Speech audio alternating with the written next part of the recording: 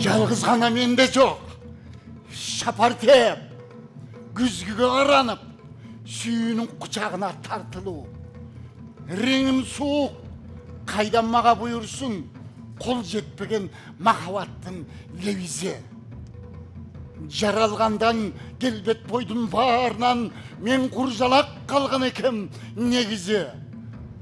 Төрелгенден қиышық бүтіп, ырғытылған мен жарым жан адаммын. Ошондуктан иттер үрет авалап, музыкадан, шаттықтан тапчудай қанағат. Уақытты текке кетіріп, har kimdi sağalap, imdi жүрем дейін да бұларды аралап.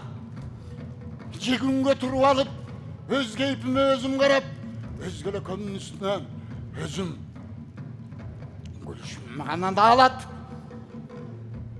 Сүйішкен ешкім жоқ, үміт те жоқ, мезгілдер текке ғана өтіп барады. Андықтан қалмыш қылып бұл майрамда жаман ішті жасағанға баруақ болдым.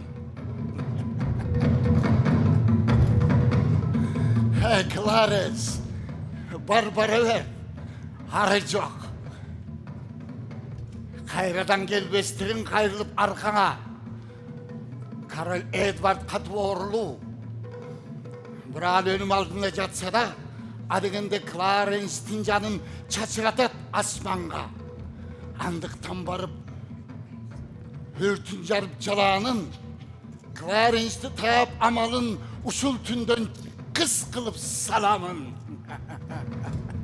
Анан кейін құдіреті күшті құдайым ала берсін, король Эдвардтың жанын.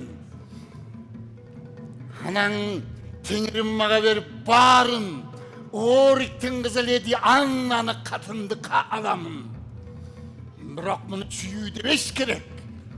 Бұл үйленіш маға жардамын ғана береді. Бірақ қазірінша король тақтыда, Кларенс тәтірі. Аша чап кеттім оқшой бол жолы. Адагенде алы көні жолымдан тазалап, анан кейін бөлістірейін ол жаны.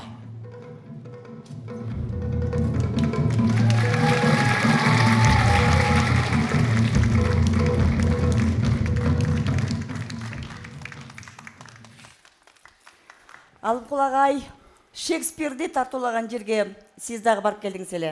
Англиялық көрушілерге мұна ушул Ричард үшіншіні тартулағанда біз де көргенбіз. Сіздің жеке қабылдауыңызда Англиялық көрушілер сізді қандай қабылдашты? Біз ошол 17-ші жылы искусство фестивалінің алқағында барғанымызда мен еркектің мықты роль үшін номинацияны жеңіп алғам. Мен анчалык күткөн эмесмин, бирок булар жогорку деңгээлде кабыл алышып, азиялык актердон, кыргыз актерунун чыгармачылыгынан Шекспирди тааныгандыгы. Анан мен ойногон Ричард үшүнчү, король Ричард үшүнчүнү тааныгандыгы жогорку баа беришип, мен үчүн да таң калтырды. Эми ушул Англияга барып сахнага чыгуу актер катары сиздин кыялыңыз болсо керек. Бул менин көп жылдык кыялым болчу. Чындыгында 2-нчи курстан баштап, биз эми Шекспирди окуп баштагандан эле ал улуу трагиктин чыгармаларынын ичинен Ричардты ойносом деп кыялданып жүргөн. Бирок 39 жыл өткөндөн кийин гана бул ишке ашты. Анан албетте Лондондо эле эмес, улуу Шекспирдин өзү туулган шаар Стратфордко барып ойногонубузда дагы мен үчүн өтө чоң бир толкунданган учурлар болду. Эми алар Шекспирди жатка билишет экен, абдан фанат экен.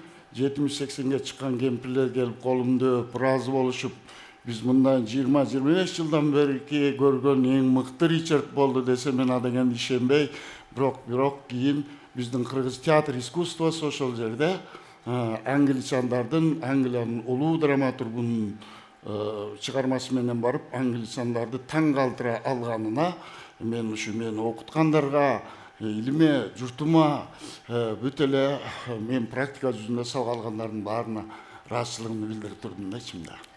Чыгармачылык сапар менен барып Лондонду да көргөн экенсиз. Шекспирдин жери, эли эмнеси менен эсиңизде калды? Адегенде биз эми Европага барганда бул Лондон абдан өзүнүн кооздугу менен анан булардын өтө эле маданияттуу меймандос биздин кыргыздардай эле меймандос эл экенин байкадым. Бирок алар эч качан мындай сыр беришпейт экен.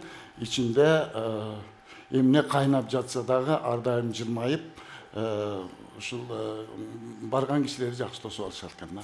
Ричард үчүнчүнүн образынан чыктыңызбы, чыга элексизби билбей турам, бирок Алымкул агай Лондонду дагы көрөбүзгү деп үмүттөнөбүз сизди. Кудай буюрса, эми королдер менен да баралы деп атабыз. Анан улуттук өзүбүздүн чыгармалар менен мындан кийин барабыз деген максаттарыбыз бар, Кудай буюрса. Тилеңиздер ишке ашсын. Чоң рахмат. Сиздерге дагы майрамыңыздар менен ошондо сиздер интервью алып, биз жөнүндө бир топ берүүлөрдү дүйнө элине тааныштыргансыздар биздерди. Майрамыңыздар куту болсун. Чоң рахмат. Ушул Ричардты сизди Лондондон көргөндө ушундай биз өзүбүз таң калып, ушул кандай англичандарды эле эмес, бизди ошол жерде көрүп турган көрөрмандардын өдө вибрация болуп кеттик эле. Азыр сиз кайра ойноп атсаңыз, мынакей бул жерде Чарльз Гаррет мырза отурбайбы? Таң калып отурат да мен шыбырап койдум. Англичандар өздөрү Ричард ушундай ойной алабы десем, күлүп калды бул киши. Алар менден да сурашкан. Ушунчалык жогорку деңгээлде Ричард үчүнчүнү ойногонго канткенде дагы сыр болбосо, бул эмне жардам берди деп. А мен жөп-жөнөкөй эле бул кыргыздын ички темпераменти деп койдум. Туура айткан экенсиз. Браво.